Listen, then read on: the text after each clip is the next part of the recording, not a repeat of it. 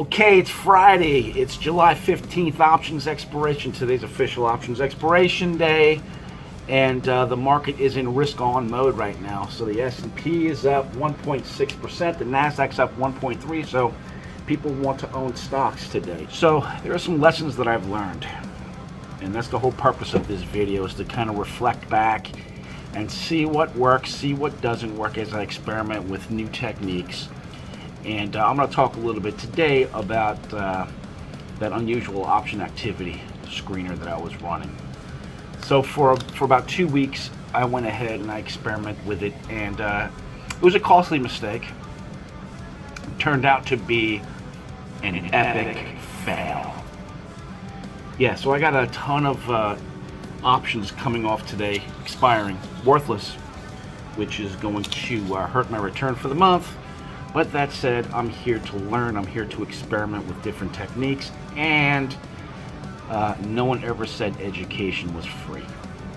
So I'm going to run through a couple of trades right now that are just going to expire worthless.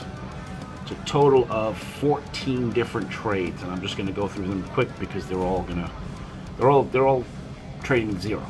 Zillow Group, long calls. Qualtrics Holding, ticker symbol XM, long calls. Lightwave Logic, I was long puts. That didn't work out too well. Here's Global Ship Lease, GSL, I was long calls. Grab Holdings, ticker symbol GRAB, I was long calls. STEM Inc., STEM, I was long calls. Magnite, ticker symbol MGNI, I was long calls. Flex Limited, having a good day today, but not nearly enough. I was long calls. Targa Resources, ticker symbol TRGP, I was long calls.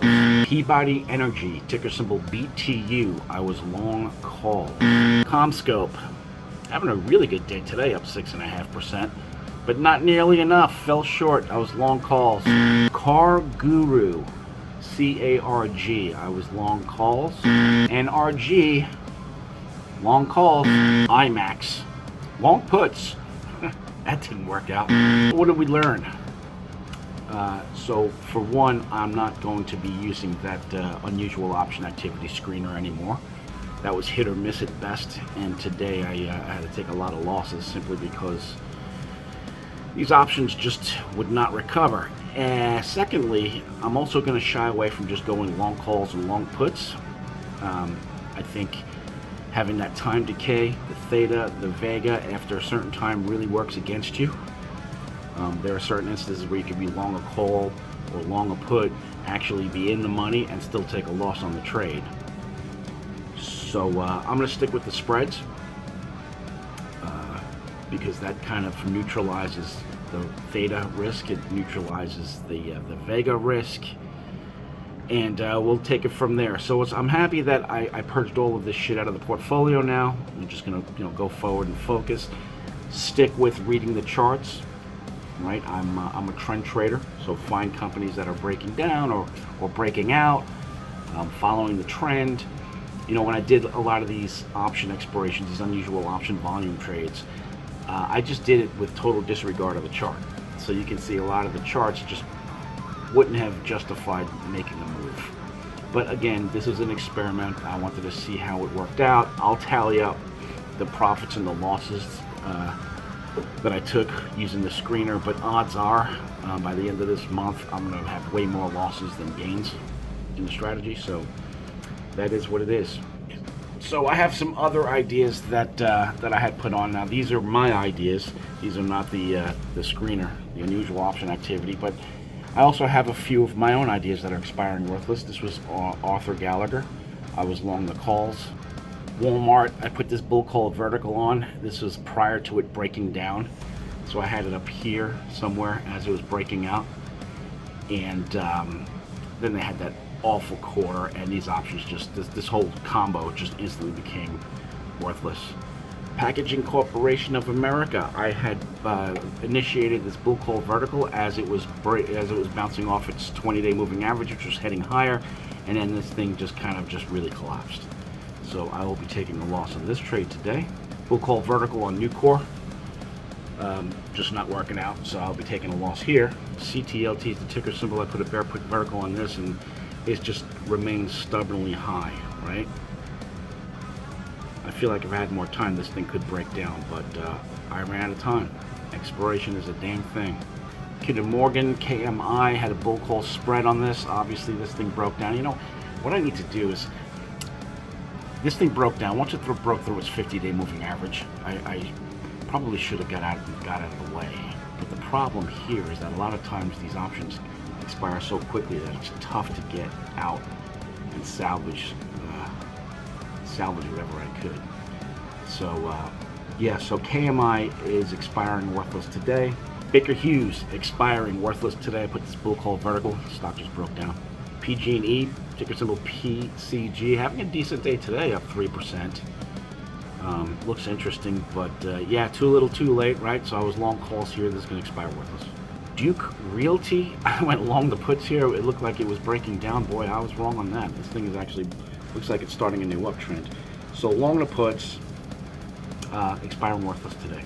Here's AEE, I'm long the calls here, expiring worthless today. WEC Energy, ticker symbol WEC. Interesting chart pattern, but I'm long the calls that are expiring today, so I'm not going to make it.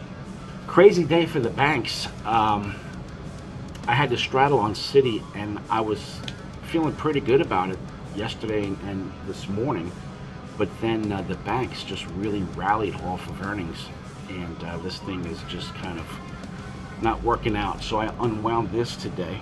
Yeah, so here with the Citi, I bought the July 15th 47.50 puts for 208. I also bought the July 15th 47.50 calls for $1.90. I liquidated the position today. It represents about a 63% loss on that trade. Okay, I also have some bear call credit spreads coming off today. So here I need Wells Fargo to close below 42.17 by today, and stock's at 41.02, so I feel pretty good that we'll be able to collect the spread once this combination expires worthless. We'll be able to keep the spread. So a little bit of a profit today in a long list of losses, so we'll take it. Wells Fargo taking that profit. Credit, this is a call spread, bear call spread.